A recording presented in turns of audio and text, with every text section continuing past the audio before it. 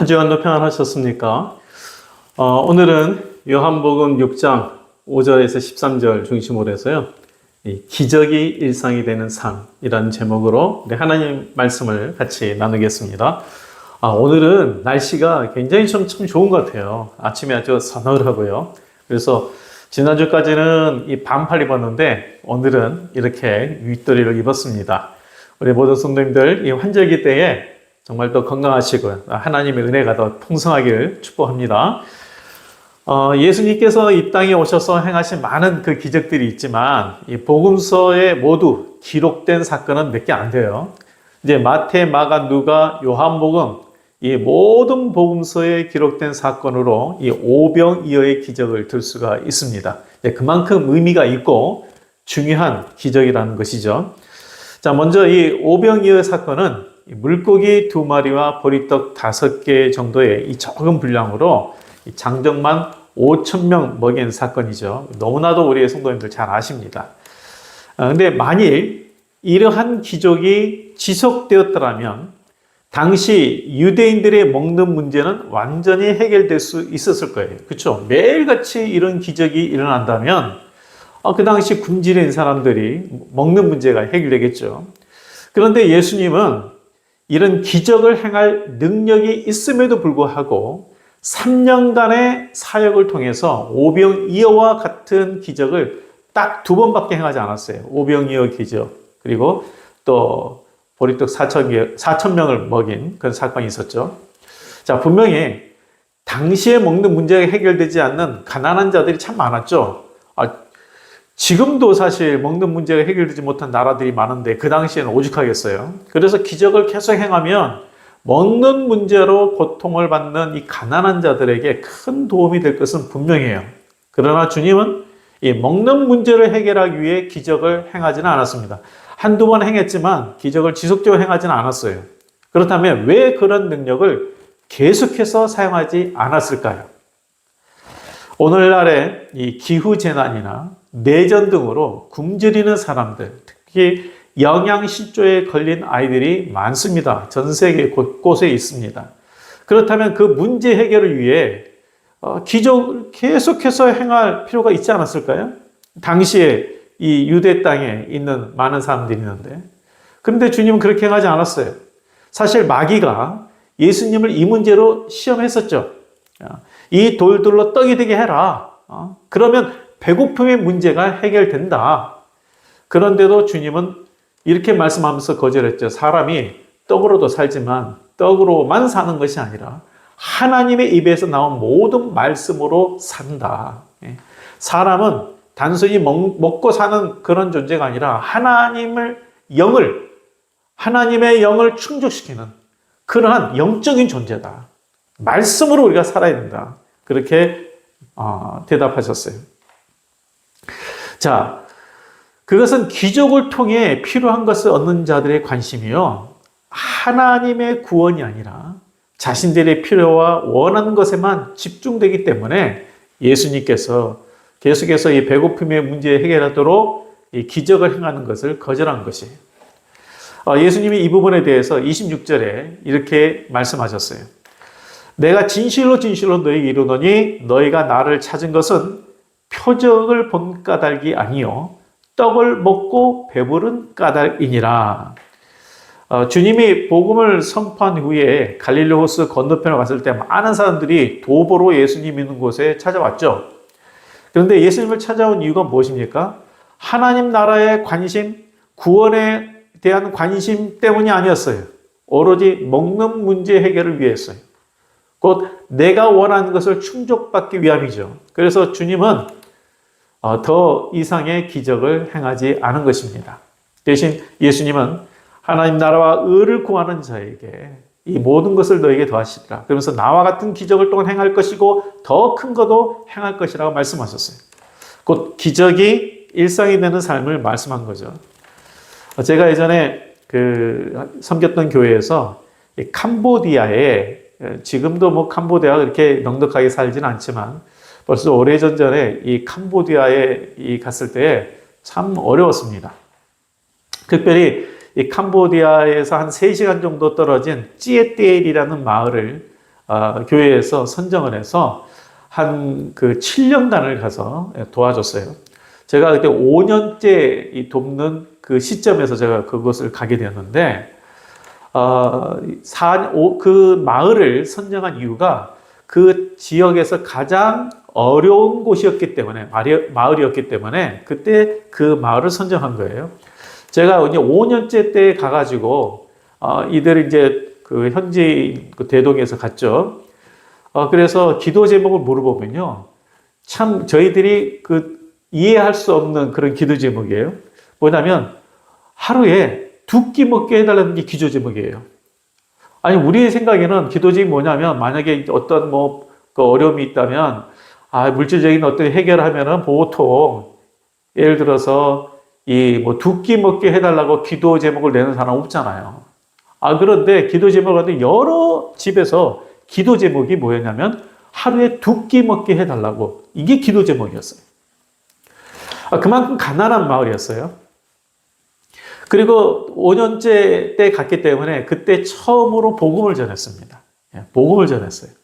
근데 하나님께서 이들의 마음을 가난하게 하셔서 그때 그 마을 사람 중에 10가정 넘게 복음을 받아들였습니다. 그리고 그때 좀 그 병원 갈 수 있는 그런 환경이 안 되었기 때문에 이들 중에 눈이 잘 안 보이는 사람이 있었어요. 그래서 저보고 기도해 달라는 거예요. 저는 그 병 고치는 은사가 없거든요. 근데 그때 기도했었어요. 근데 아니, 하나님께서 저를 통해서 역사하셔서 그 눈이 밝아졌어요. 그러니까 장염은 아니었는데 눈이 잘 안 보였었어요. 근데 기도하는 가운데 그 눈이 그 다음날에 보이게 된 거예요. 더 잘. 그래가지고 저도 그때 하나님께서 나에게 지금부터 특별한 은사를 주시나 했는데, 이 한국으로 돌아오니까 기도를 통해서 그렇게 치유되는 사건이 안 나타나더라고요. 하나님께서 그때 필요하셔서 행하셨던 것 같아요. 자, 그래서 7년째에는 이 마을의 3분의 1 이상이 예수님을 믿고 교회가 세워졌어요. 그리고 인근 지역에서 잘 사는 마을이 되었습니다. 가장 잘 사는 마을이 되었어요. 자, 하나님의 도우심과 역사를 지속적으로 경험하는 삶이 그들이 된 것이죠. 네. 이 본문의 말씀을 좀 더 살펴보도록 하겠습니다. 많은 사람들이 예수님의 말씀을 듣기도 하고 병을 치료받기 위해서 몰려들었어요. 2절에 보면 큰 무리가 따르니 이는 병인들에게 행하시는 표적을 봄이라 라고 했습니다. 왜 많은 사람들이 왔느냐면 병자들을 행하시는 그런 모든 표적들을 보니까 당시에 가난하고 의료 혜택도 받지 못한 사람들이, 그 사람들이 예수님으로부터 치유받기 위해서 막 몰려든 거예요. 많은 사람들이 몰려든 거예요. 그러니 그들 가운데 무슨 그 부유한 사람이 있겠습니까? 대부분 다 가난하고 병든 자들이죠. 그러니까 이제 저녁이 돼서 식사 때가 되었는데 먹을 것이 없고 배고파 지쳐 있는 것을 예수님이 다 아신 거죠. 그래서 사실은 제자들에게 너희들이 이제 먹을 것을 줘라 이렇게 이야기한 것인데, 사실 먹을 게 뭐가 있겠어요. 제자들이 이들을 전부 먹이려면 200데나리온의 돈으로도 부족하다. 그리고 있어봐야 그 당장 구할 그런 것도 없잖아요. 그런데 한 아이가 자기 도시락을 내놓습니다. 9절에 보면 여기 한 아이가 있어 보리떡 5개와 물고기 2마리를 가졌나이다. 그러나 이것이 이 많은 사람이 얼마나 되겠습니까? 라고 이렇게 안드레가 이제 물어요. 그래서 저는 여기서 이 한 아이가 있어 할 때 제자들이 그 아이의 도시락을 빼앗았겠습니까? 아이가 순수한 마음으로 내놓았겠죠. 그렇게 믿읍시다. 사실 단순 계산으로는 이 아이의 도시락으로 이 많은 사람들의 배고픔을 해결하는데 아무 도움이 안 돼요. 그렇죠? 장정만 5,000명인데 겨우 이 아이의 도시락인데. 그래서 제자인 안드레가 도대체 이게 무슨 소용이 있겠냐라고 그렇게 질문하잖아요. 예수님한테. 지극히 당연하고 현실적인 질문이에요. 자, 그런데 하나님의 계산은 다릅니다. 여기서 우리가 조심해야 될 것은 뭐냐면, 우리가 참 알면서도 자주 잊어버리는 게 뭐냐. 우리 삶 속에서 알면서도 자꾸 우리가 잊어버리고 맡기지 못한 게 있어요. 그게 뭐냐면, 사람으로는 할 수 없으나 하나님께는 능치 못함이 없다는 이 사실. 이걸 머리로는 알고 있는데 정작 어려운 상황이 닥치면 잊어버려요. 사람으로는 할 수 없으나 하나님께는 능치 못함이 없다는 이 사실. 전능하신 하나님에게는요, 우리가 무엇을 가지고 있는지, 우리가 얼마나 가지고 있는지가 중요하지 않아요. 그렇죠? 전능하신 하나님께 그게 뭐가 중요하겠어요? 하나님은 오직 우리의 중심을 보십니다. 곧 하나님을 온전히 의지하고 맡기는 자세를 보셔요. 그리고 그 믿음대로 역사하세요. 그래서 한 아이의 이 도시락 정말 오병이에요. 조그만 보리떡 2개와 5개하고 그리고 이 조그만 이 물고기가 얼마나 큰지 모르겠지만 하여튼 조그만 물고기 2마리. 이 5,000명 이상의 배고픔을 해결하는데 무슨 도움이 있겠어요. 그런데 장정만 5,000명을 먹이고도 남는 기적이 일어났잖아요. 여기서 주님이 행하신 오병이어 기적 그 자체도 굉장히 중요하지만 또한 그 기적의 통로가 된 이 한 사람도 중요해요. 이 아이. 우리는 한 사람의 소중함을 잊고 살 때가 참 많아요. 그리고 한 사람을 통해서 하나님이 역사하신다는 것도 잊고 사는 경우도 많아요. 근데 성경은 한 사람이 얼마나 귀한지를 말씀하고 있는데 하나님의 찾는 이 한 사람이 없어서 한 사회가 멸망에 이르기도 했습니다. 대표적으로 소돔의 멸망이 그렇죠.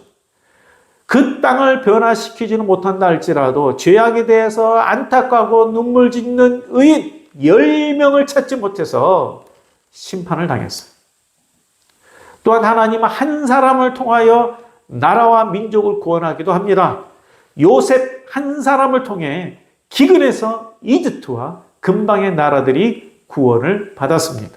분명 이집트는 하나님 믿는 나라 아닙니다. 알죠? 온갖 신들을 섬기는 나라예요. 다른 민족을 노예처럼 부리는 사회적인 죄악을 행하는 나라예요. 그럼에도 요셉 한 사람으로 인해 이집트 전체가 기근에서 구원을 받았어요. 한 사람으로 말미암아 한 나라가 살고요. 한 민족이 살기도 합니다. 반대로 한 사람이 없어서 하나님이 찾는 한 사람이 없어서 한 사회가 멸망을 당하고 심판을 당하기도 합니다. 이처럼 하나님의 역사는 사람의 많고 적음과 상관없습니다. 전능하신 하나님에게는 우리의 계산이 그렇게 중요하지 않아요. 오직 하나님을 의지하고 순종하는 믿음이 중요한 것이죠. 그래서 한 사람이 하나님을 의지하고 순종해도 그 한 사람을 통해서 역사하시는 거예요. 저는 가정에서 우리 가정이 믿는 이 한 사람이 얼마나 중요한가를 다시 한번 말씀드리고 싶어요. 이 가정에서 이 한 사람을 인해서 온 가족의 구원을 받고 그리고 하나님의 복을 얻을 수도 있고요. 이 한 사람 때문에 이 가정이 고통을 받을 수도 있어요. 우리 성도님들, 하나님의 역사는 다수의 의견에 있는 게 아닙니다. 그렇죠? 다수의 의견에 있는 게 아니에요. 하나님의 역사는 많은 사람의 지혜와 그들의 뛰어난 능력이 있는 게 아니죠. 하나님의 역사는 믿음과 순종에 달려 있습니다. 이것이 세상의 계산과 하나님의 계산의 차이점이에요. 세상의 역사는 숫자에 달려 있죠. 많은 사람들의 어떤 여론, 많은 사람들이 동의할 때 힘을 얻고 그리고 물량에 좌우되잖아요. 그러나 하나님의 역사는 믿음에 좌우됩니다. 개인적으로는 정말 우리 이 말씀을 듣는 우리 성도님들 정말 어려운 가정들도 많이 있고 질병 가운데 있는 사람도 많이 있는데 정말 이 오병이와 같은 기적이 하나님의 공급하심이 각 가정에 있기를 축복합니다. 그런데 한 번의 기적의 어떤 체험자가 아니라 기적이 일상화되는 그러한 경험을 얻는 그러한 삶이 중요하지 않습니까? 기적의 통로가 되는 삶이 더 복되지 않습니까? 정말 우리가 기적을 일상에서 우리가 경험하고 또한 이 기적의 통로, 복의 통로가 되는 삶이 되려면 믿음과 순종의 사람이 되어야 합니다. 우리 성도님들 정말 하나님이 살아계시고 전능하신 분인 것을 진정으로 믿으세요? 믿는다면 하나님께 맡기세요. 계산하는 자가 아니라 하나님의 말씀대로 믿고 따르는 자가 되어야 합니다. 하나님 바로 이러한 한 사람을 찾으시고 그 한 사람을 통해서 역사하십니다. 우리 성도님들, 하나님은 정말 하나님을 온전히 믿고 맡기는 자가 되어서 우리 삶 속에서 하나님의 역사를 경험하고 이 복의 통로, 기적의 통로가 되기를 주님의 이름으로 축복드립니다. 기도하겠습니다. 하나님, 정말 우리가 이 땅에 살면서 전능하신 하나님, 그리고 긍휼히 베푸신 하나님을 온전히 믿고 맡김으로 믿음의 역사, 기적의 역사를 경험하는 우리 모두가 되게 하여 주옵소서. 예수님 이름으로 기도합니다. 아멘. 예, 우리 환절기인데요. 더 우리 건강도 유의하시고요. 그리고 정말 주님과 동행하는 또 우리 삶에서 기적을 경험하는 우리 모든 성도가 되기를 다시 한번 주의 이름으로 축복드립니다.